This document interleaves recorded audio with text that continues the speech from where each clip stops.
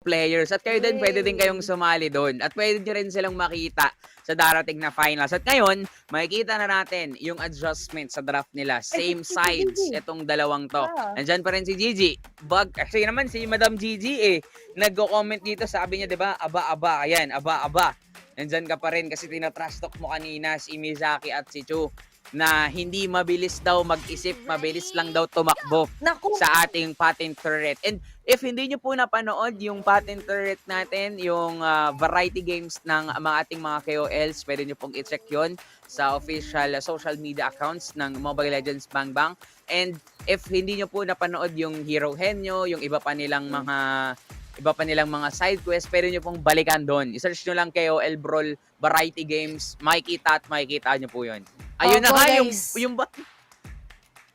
Wait lang Ngayon, Bag Academy naman po ang magtatanggal ng Layla. Kung bagong pasok ka, kanina po binan din to.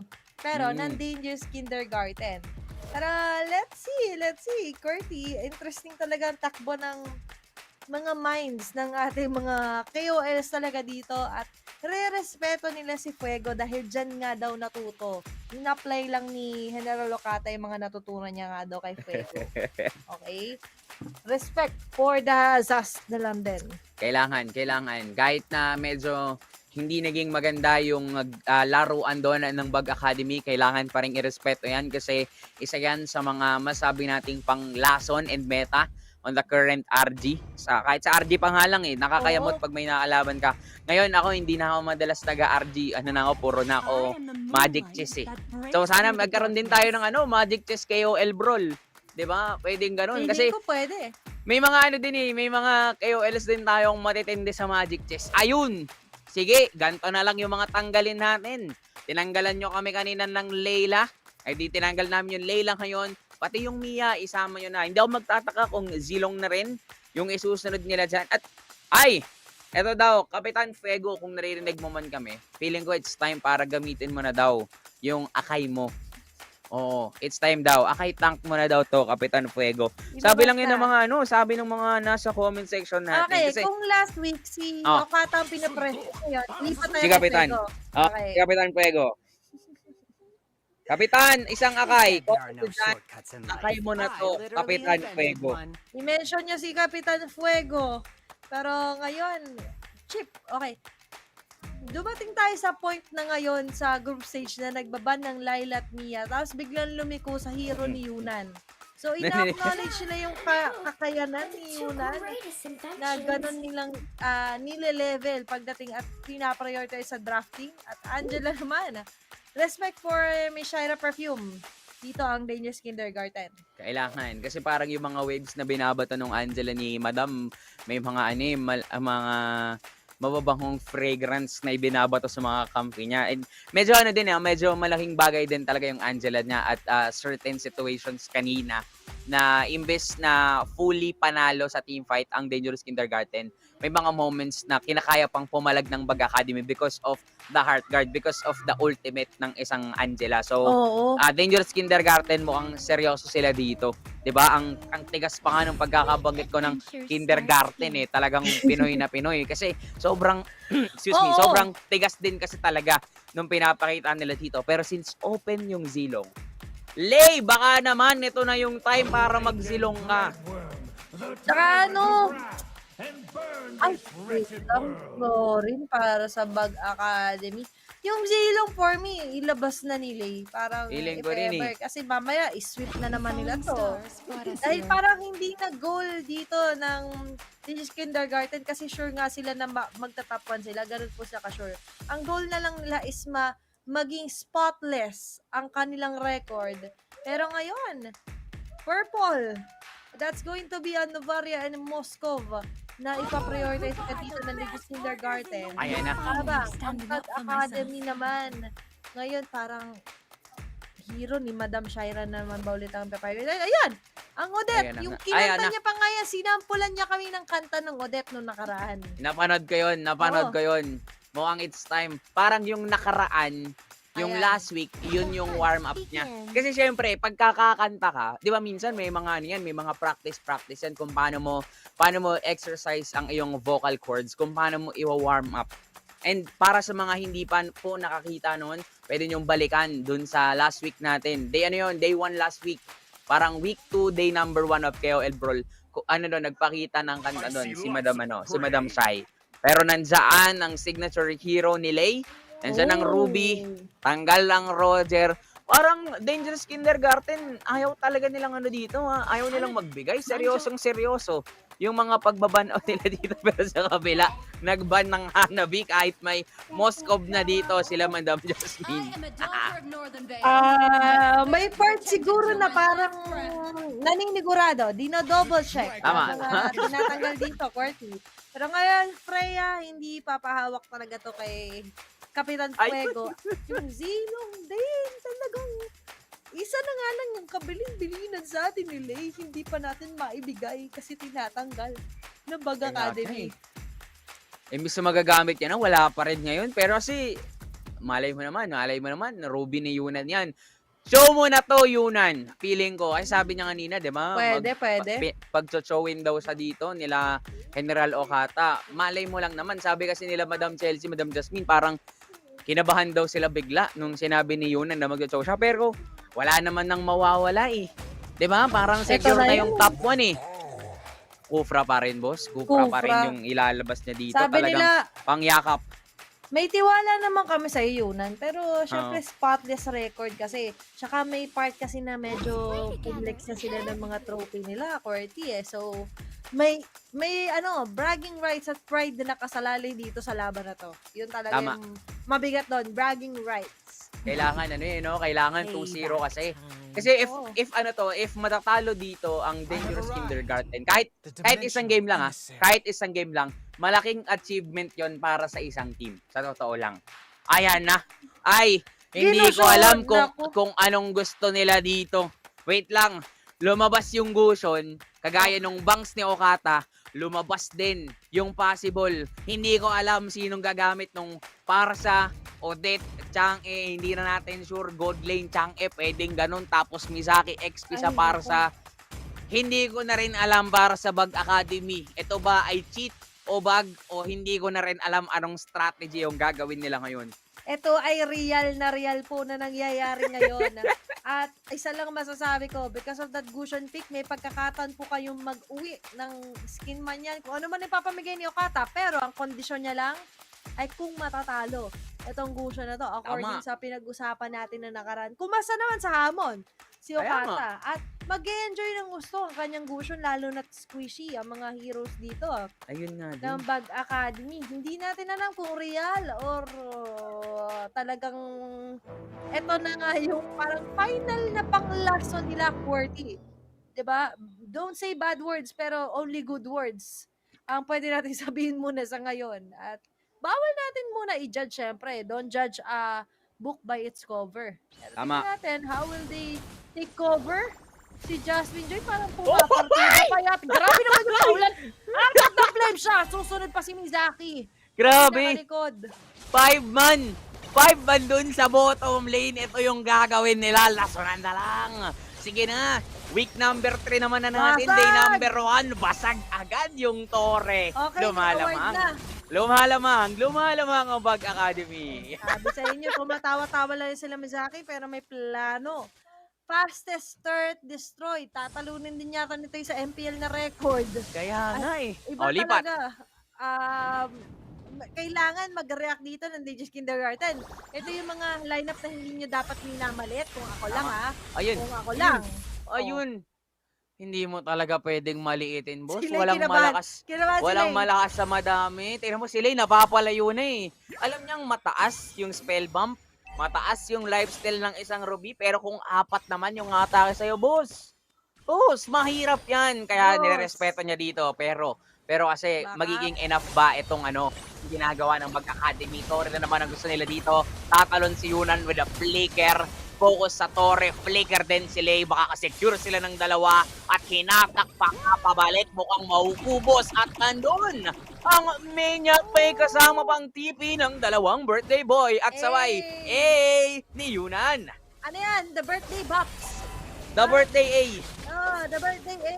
At ngayon si Chelsea Ay, mukhang gustong kunin na nga lang Jimdo, pero hindi pa pa General Lucata. Tama, yung store shatter doon kay Shin, but definitely for Bug Academy, parang medyo natauhan sila.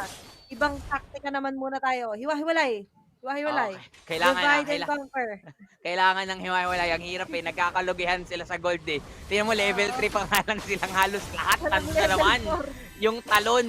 Nandyan na naman yung combo ng dalawang birthday boy. Very happy nga naman talaga. Kasi pagka isa pa lang yung may birthday, happy birthday pa lang. E pag dalawa na, edi happy birthday na. At ayun, si Kapitan, si General 200. Ito na talaga yung best pick niya. Ito na yun. Parang sabi ni General Kata, it's my time. Parang, let's close this series with abang. Diba? Pero ngayon, walang abang din na mangyayari. Dahil for Bug Academy, parang may part sa kanila na kailangan, you have to be unpredictable. Never let them know your next move. Tama. Usong-uso din kasi yon. At ito na nga lang din yung next move ni Lay. Tinry niyang, sabi na, hindi naman humatak. Kasi technically, wala pa naman siyang dose run and I'm offended. Pero, konting ikot-ikot lang. Pero sa may bandang baba, medyo, ito yung first time po na makakakas ako ng itong klase ng lineup talaga. Na medyo malaki ang nakasalalay, by the way, 40. At ngayon, sa may bandang taas tayo tututok. Nagtataka nga yung mga tao sa comment section. Totoo po ba yung mga bans at picks? Totoo po. Kasi ngayon, nasa 3 minutes na po tayo ng game. 3 minutes nyo palang maririnig to kasi katatapos pa lang nung drop dun sa live eh. Pero kasi, ngayon, boss, ang hirap sabayan. Yung parang sinasabi mo, never let them know your next move. Ginawa yun ng ginawa naman yun ng Bug Academy. Ang kaso lang, first minute lang sila may next move. Ano nang next? Parang wala na. Ang hirap na nga yata. Nag-flicker pa nga sila. Nakabasag pa sila ng torre. At mukhang hindi yata to mapipigilan ng Bug Academy ngayon. One pa lang yung vet na meron dito, ang Dangerous Kindergarten. Kay Yunan lang yun. Na-surpresa lang kanina si Yunan. Saka ngayon, parang medyo iba na ang team song nila Madam Shaira, hindi na yung Swan Song, yung selos. Yung puso nila medyo nagdurugo. Diba? Kasi nakikita natin medyo naiipit sila. QWERTY at talaga namang hindi natin may paliwanag kung anong siyensya ba ang kailangan natin obserbahan namin ngayon. Uy! Lucata, hindi pa rin naman nila mapapatay pero nice attempt though. Sa may bandang taas kay Fuego Pupuro ang tatlo kahit may torre para katulong. Nagtatag team sila sa pagkuha sa kanya. Grabe naman kayo kay Kapitan. Nasa Riyadh na nga yung tao, naglalag na nga kanina pati sa interview. Pagtutulong-tulungan nyo pa. Ayan yata yung mga tinuturo din ni Kapitan, syempre, kung paano manggang sa gold lane. Kasi si Fuego, hindi na siya galit niya, hindi na exclamation point. Period na lang, that, Fuego. Okay, tinapos siya, Fuego. Yan, pero ngayon, para sa side ng Bug Academy, may part sa kanila na parang, baka mamaya, tactic na to sa mga makakalaban nila bukas. Diba? Munti ka na. Isa pa, pero hindi na tama. Doon yung flame shot, habang Shin ay matatamaan kay General Lucata, unstoppable kill para kay Hokata. Habang ang Bug Academy naman ngayon ay hindi na halos makalabas ng kanilang base. Naku po. Ewan ko na lang, boss. Ewan ko na lang, Atina, pagka nabaliktad pa to ng Bug Academy. Parang ang hirap. Pero hindi malabo. Let's believe dun sa kanilang lineup. Meron silang Odette, Pohol, Changi, at para sa meron silang Florin. Let's believe kung kayo ay sumusuporta para dito kay Madam Shin, kay Madam Shaira, kay Chu, kay Fuego, at kay Mizaki. It's time para i-comment nyo dyan sa ibaba. Go Bug Academy. Kailangan na nila ng suporta nyo. Kasi feeling ko kaya nawalan sila ng next move. Pinagtatawanan nyo kasi yung nila, yung lineup nila eh. Wag kasi. So nawalan sila ng moral. So ngayon, kailangan yung i-comment. Go Bug Academy.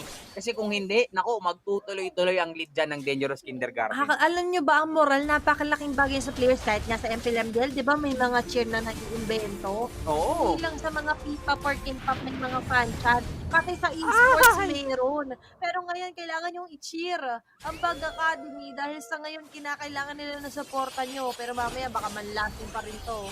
Never let them know your next move. Uy. Ano nga ba yung next move nila Uy. dito? Mukhang tinitingnan mo nila testing the ground, hindi waters. Tama. Test yung ground muna dito kay Lalay. Kung merong flicker hatak, may flicker yakap man yan. Pero mukhang ang next move na Dangerous Kindergarten ay bumasag ng Torre.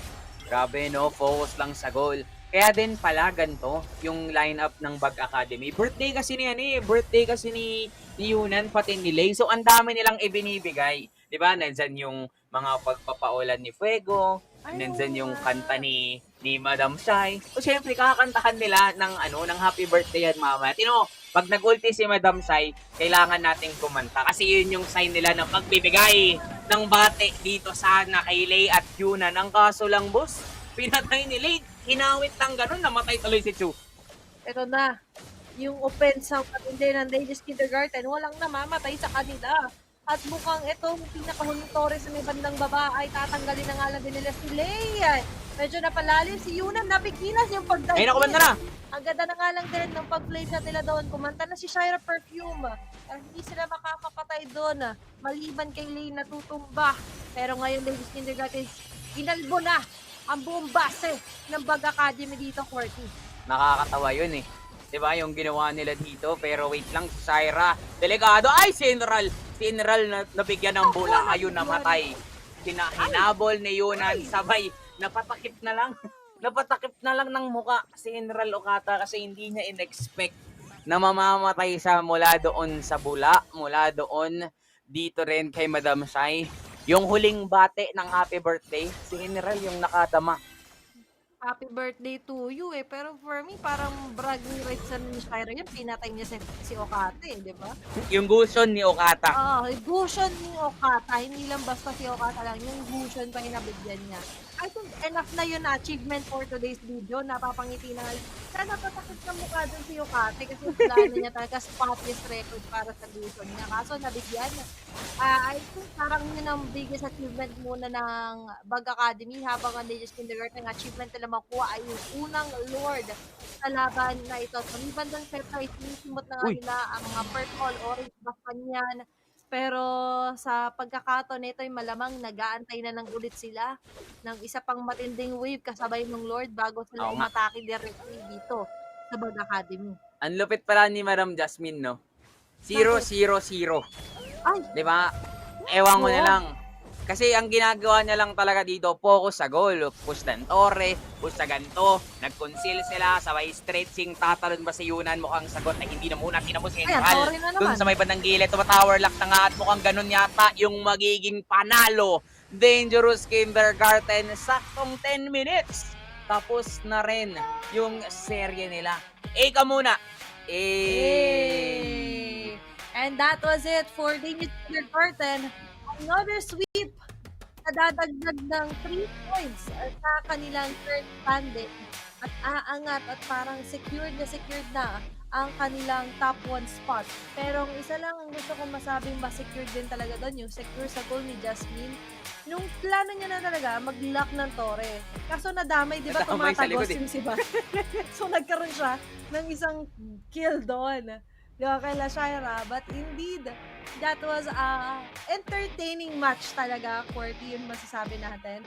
Naging one-sided man, lalo yung match number 2, pero at least nakakita tayo once in our life ng ganong klaseng lineup sa isang tournament pa. Kinabahan naman sila Madam Jasmine dun sa